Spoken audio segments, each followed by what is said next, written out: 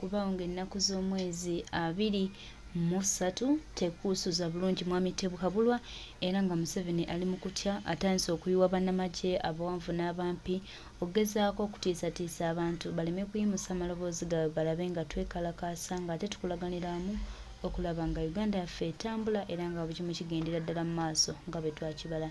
Mwami Museveni yabadde alowooza nti bya just yadde alowooza mbu tuzannya mu buzannyi naye muganda wange ensonga naye agirabye nga efuukidde ddala ensonga. Bannayuganda bali very serious mbwe nkyagenda kwogerako eri eggwanga akakkanya abantu naye sisuubira nti bannayuganda abanyiivu abakuwa gavumenti eno agenda bakakkanya era baganda baffe tweteeketeeke twebeereremu tweyimukiremu nga bannakenya beeyimukiddemu naffe tubeeko ekyenjawulo kye tukola. Bannange enguzi esusse abantu bali mu paalamenti beegabira omusimbi ono yeegabira ono yeegabira ono yeegabira ono yeegabira kyokka nga ffeno omusolo ogenda mu maaso n'okubeera omungi tetulina kye tufuna kirungi mu ggwanga lyaffe okuggyako okukolera abantu abalala. Baganda bange mikwano gyange bino mwami Tebukabulwa tebanankyukakyuka ekyo kyo bakitumanyako so naffe bakozesa weakness yaffe eyo okututomeza ne baleeta ekintu ne tukitomera ne tukibugumiramu abo baba batusisa attention baba batusise eriyo. So bannaffe ebintu ebimu tubireke nga tubirabe nga bulabi abanyampi tubaleke beegazaanye kubanga we are not defending anything. Ekisooka ekibuzo kiri nti ani gwe mujja kaadi ani yaleeta ensonga eno gye musimbyeko amannyo nti ya 1.7 billion eriko obujulizi oba teriiko obujulizi. Iffe tetuli kuhiyase ffe tuli ku facts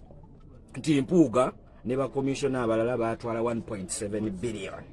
ezo n'obujulizi bwaliwo ne minutes zaaliwo ne we bazisayiningira. Tetuli kuhiyase nti Dini Lubo wasaava mu nnamawulire yagwa okiwuliriza nga talina na address eyeyeyo weeye ya mu mawulire mafia okiwuliriza. Kati oyo tetumujjaako adiifi era gwe munasitwaga amujjako adiifi okiwuliriza gwe tuba tetukutegeera awo mumulekera abanyampi bakolera be baba bamujjako adiifi mukitegeera mmwe bataano. Sagala kulaba munasitwago yenna awa Dini Lubo wasaava budde awa nsonga ya Joel Ssenyonyi budde eya 1.7 billion. Omusajja temumuteeka ku bunkenke atuuke n'okukola posti nti yennyonnyolako ku ki okiwuliriza. Dini Lubo wasaava waba alina evidence kubanga ye ali muhiyase waba alina evidence nti Joel Ssenyonyi yakwata 1.7 billion.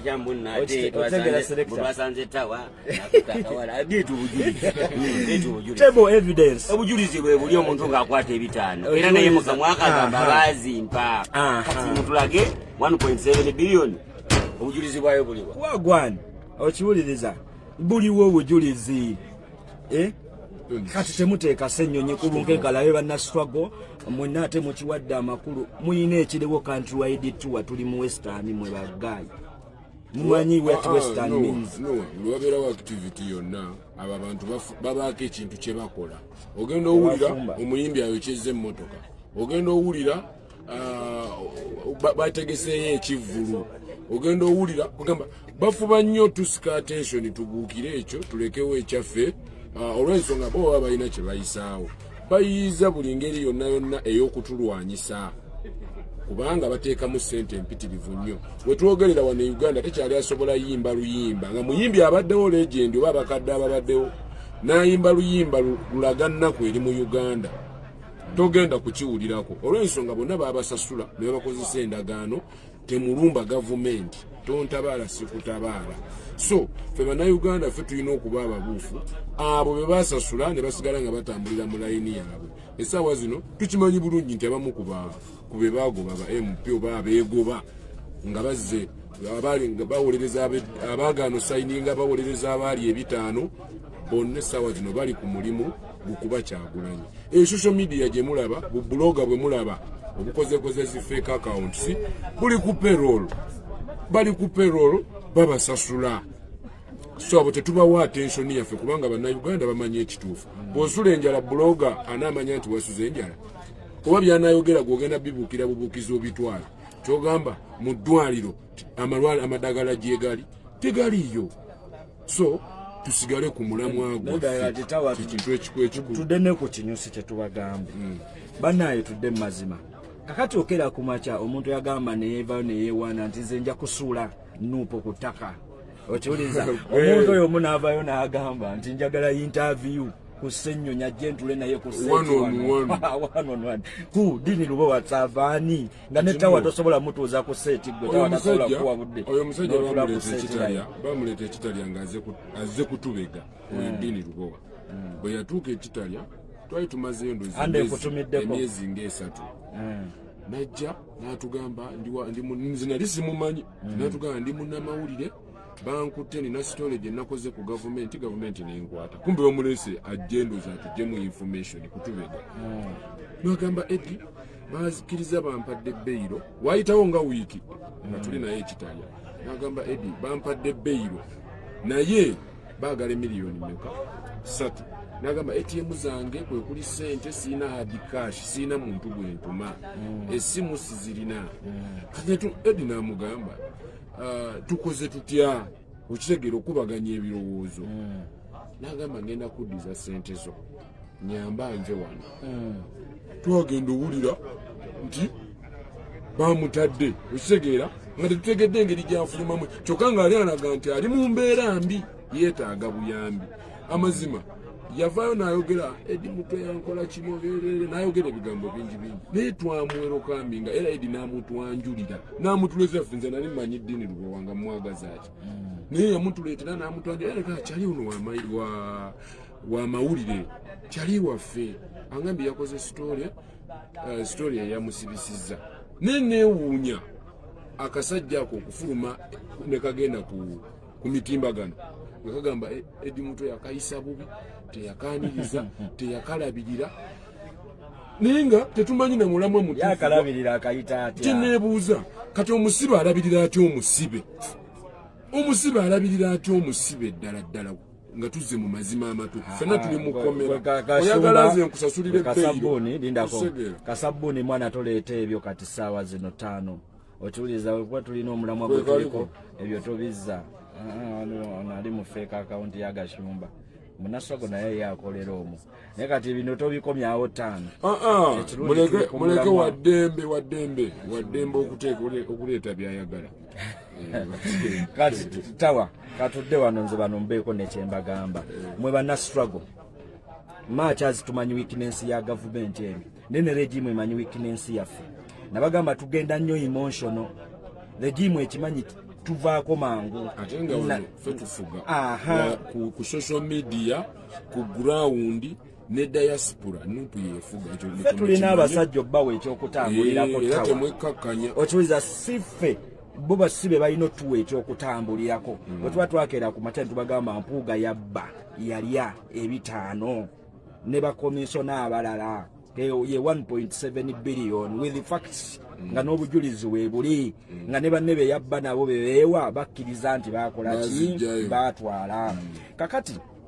toyinza keera ku makya gwe muna struggle Dini Lubowa saava zaakola statements emabega ng'akulaga ye alwanagana NUP ne His Excellency Kyagulanyi Ssentamu Robert. Dini Lubowa saava n'avaayo n'akuwa kisitoole n'asooka kugamba biliyoni emu n'agamba simanyi 1.4 biliyoni kakati ne bamugamba tiimu mpuuga de mapuuga kati nawe ogwezaako okwesiriwaza tugenda kuwa ezirabirira ebibiina eziri constitutional nazo baazitukubisa n'omusaala ababaka ba parliament abanuupu gwe bafuna nagwo batugamba lwaki bo bajjayo omusaala tebafuna sente za gavumenti naye nga za gavumenti ezo sente za mugamba kati kiriwe kyabalya ne batandika okukwata sente ziri ne baziteeka ku iPod njezo sente za iPod Munnayuganda ne tumubusa tumugamba ziri sente ziva mu Electoral Commission zigenda eri buli kibiina kya byabufuzi ne NRM yennyini kasita kiba nga kirina ba representatives mu parliament era gwe muwendo gwa sente ogukiweebwa zineza iPod ezo sente zaaliwo nga nazo zijja nti ako kali kabiina akagatta ebibiina by'obufuzi oludda lw'opposition nga Museveni asobola otuula nabyo ne banywa kacaayi okiwuliriza n'abongeramu omusimbi ate gwe omusimbi gwali guva bweru Belgium nga gye gusibuka wali eyali asponsoring omusimbi ogwo era nupu wejja n'ebigaana n'ekirinnyamu era ne mujjukira okwekalakaasa okwali eyo ipod n'esazibwamu fandas ne basazaamu awo Robert Mawuwe yavayo n'atabukira His Excellency Kyagulanyi Ssentamu Robert Mawuwe yagambira One Man's Army ng'olwalumba ayagala kukakkanya Bobi Wine lwaki abajja ku ttooke okategedde kati wetudda wano ku kiddiini Lubo Wasaava baganda bange mbeegayiridde banna struggle tulina ebyokwogerako bingi boyi tuli mu countrywide tour tuli mu western batugamba Nuupu ekoma mu Buganda okiwuliriza olwaleero pulezidenti abitaddemu engatto azze kutambuza revolutionary message mu western njagala tufokasinge mu western njagala tutunuulire ejjo olwaleero twandibadde tudiscassinga kuno ku internet ti pulezidenti yayingidde Bushenyi n'Ishaka eno western Uganda mugimanyi erina low population abantu si bangi ate abantu baavu ate kirala baavu kyetwandadde tudiscassinga olwaleero tawa nti kiki ekiri mu western Uganda kino kyebatulaga ku ngulu si kyekiri eno obwavu buli eno bannange era tosanga omuntu yenna ava mu western mukiga mu Nyankole mu Tooro owulira bakyabalala eno tulinayo abatoolo tulinayo abanyankole tulinayo western kino kankibabuulire amazima amatuufu abantu beeno bali bubi abantu basula mu nnyumba za ttaka n'emmuli abantu tebalina byakulya essaawa zino tuli eno ettooke lya 10 kino nkirinako obujulizi kati njagala ombuulire ettooke likulira ebbanga ki emyezi 8 ettooke likulira emyaka eginuuwa kati bannange omuntu ng'olimye ettooke likulidde emyaka 3 n'olitunda 20,000 njagala ombuulire value y'ekyo kyokola eri luddawa abantu bali bubi abavubuka batamiivu ate banywa akabisi gwe tubadde tumanyi mu Buganda tunywa akabisi ne Busoga naye abawestana bankubira akabisi 5 no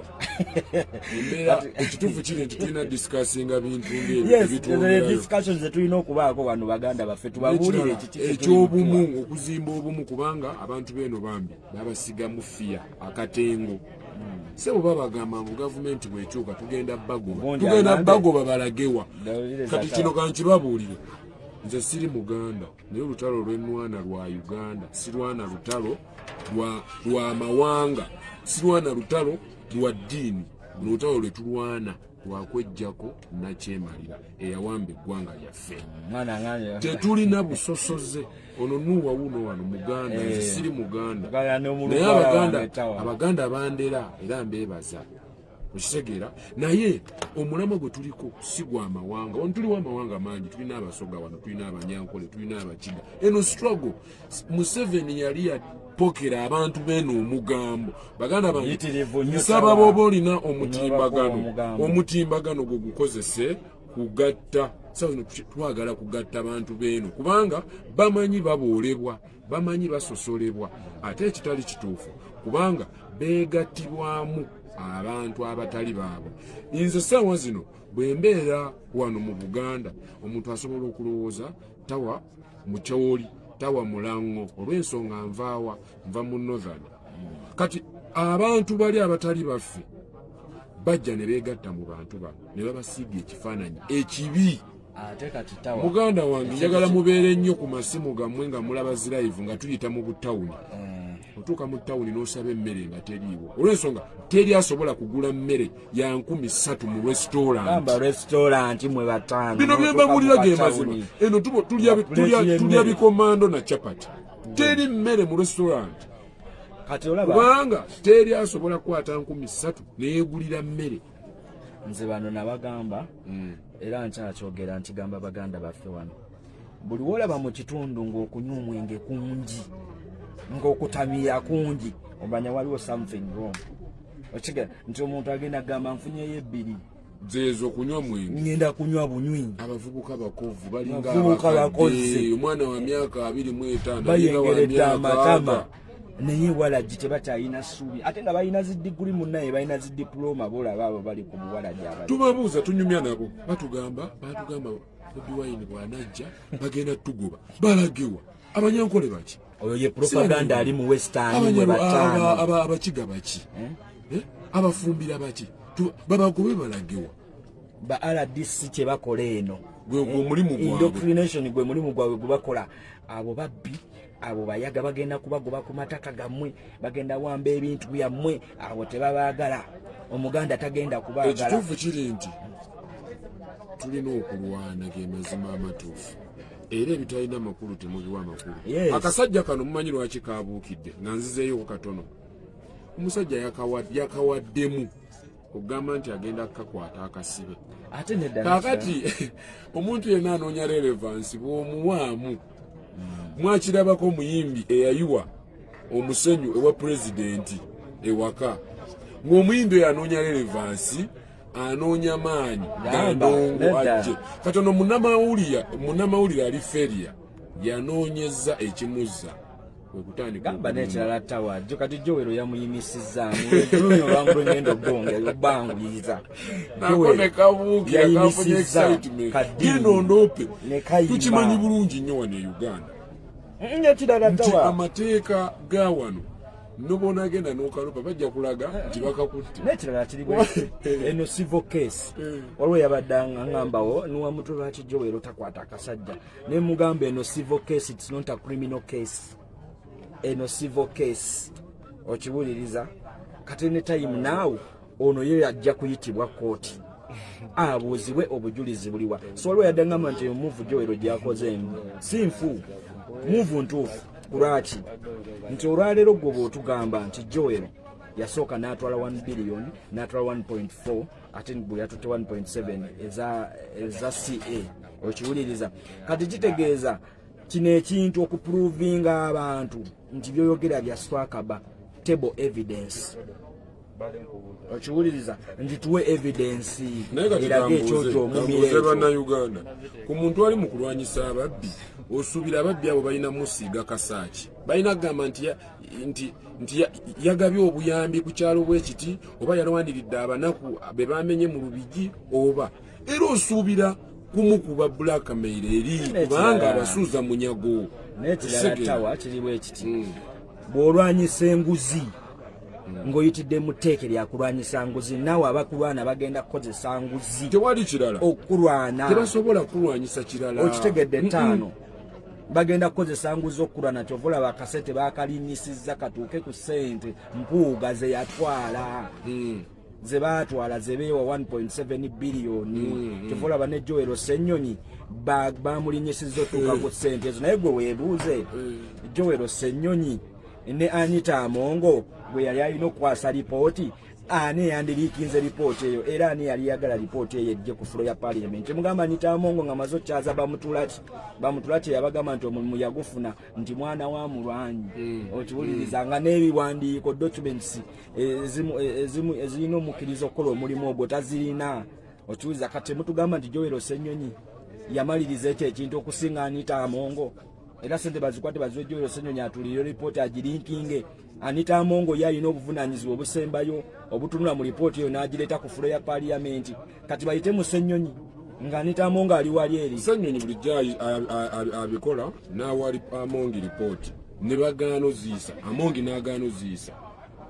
tukimanyi abantu baffe babuuze Joel we yali ku Kosase yakola ku lipooti mmeka era paalamenti mmeka Anita Amongo mmeka ze yayisaawo ne zijja ku fulo ya paalamenti kubanga yaba alina okwandinga ova eri sipiika okiwuliriza sipiika yalinawo obuyinza obusembayo ono Joel oyo omulimu gwe gwakola kunoonyereza n'afulumya final report n'agireetera sipiika naye sipiika kigwagireetera sipiika w'abanyambi pulezidenti wa corruption mu Uganda so kati baganda baffe kano ka message omulamwa guli bwe guti tewali asobola kusuula Joel Silvia bo balowooza basobola okusuula Joel naye tewali asobola kusuula Joel kyovulaba ekintu kino kye bavuga kyovulaba bataddeko erinnya Basekezi bakulembeza erinnya Basekezi lwaki nti baagala kukivuga one tribal nti oli mpuuga Muganda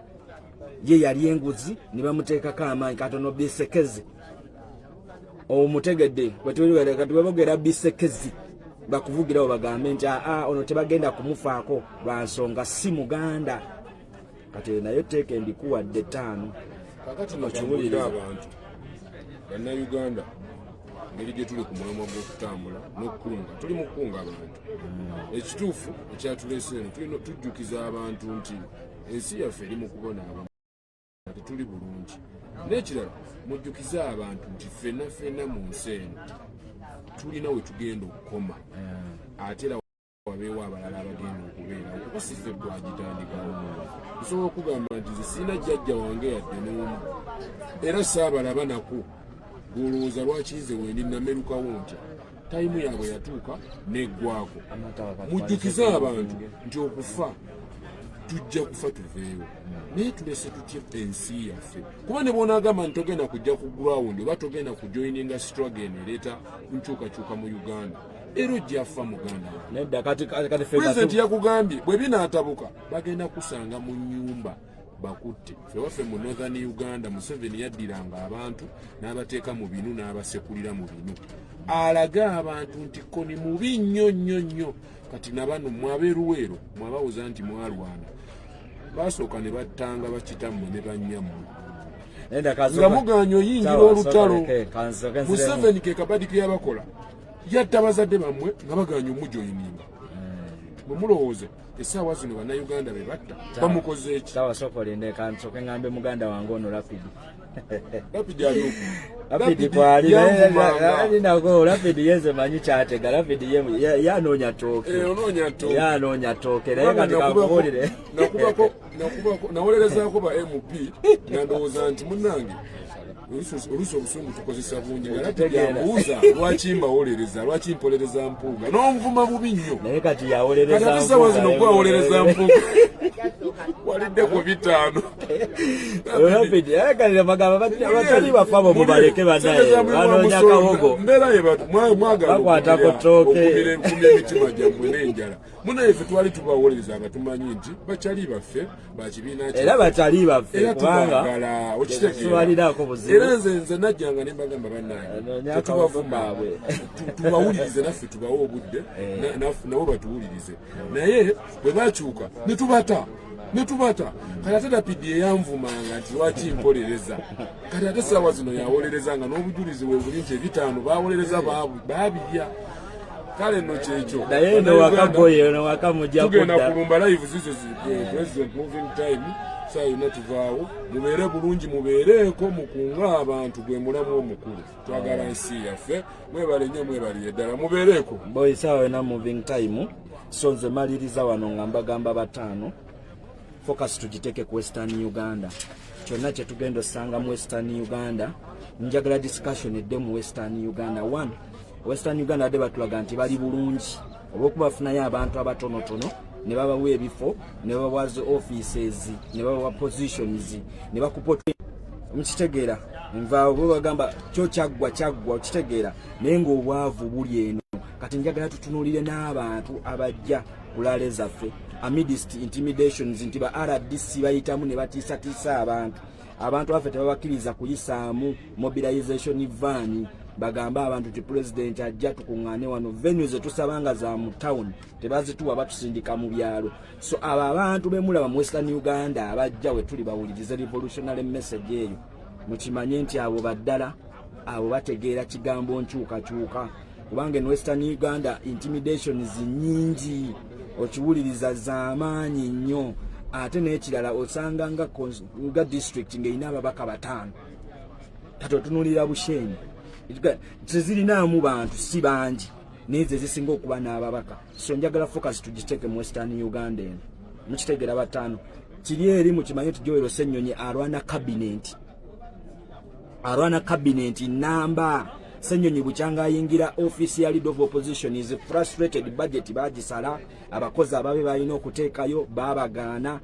okiwuliriza so the man is frustrated so mwe bannankyukakyuka Joel Ssenyonyi mugumu waggome kinajja kiyitamu so nze kyembasaba dini mu mwesonyiwe kino ekiboozi kya 1.7 billion mukireke the good ensonga gye tulinawo entuufu Joel Ssenyonyi yagenda mu kooti George Musisiro yawe yateekayo okuwaabira kwe mu kooti so tulinde ekinafubutuka mu kooti baganda baffe so focus yaffe tugiteeke ku nationwide tour eya Western gye tuliko so abo abasajja mubamme obudde You know, we are not defending anything. Tetuli ku defensive. Ffe tulina okuwa abasajja bano ekyokukola. Atakuma mpeera abankuumire mutusabire ffe tulumbye moving time erukunjiri tugenze.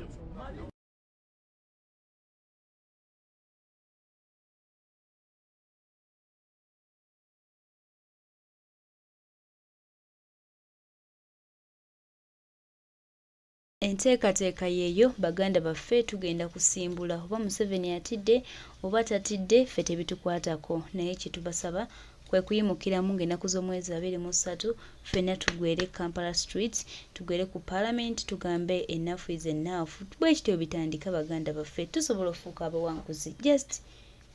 awo.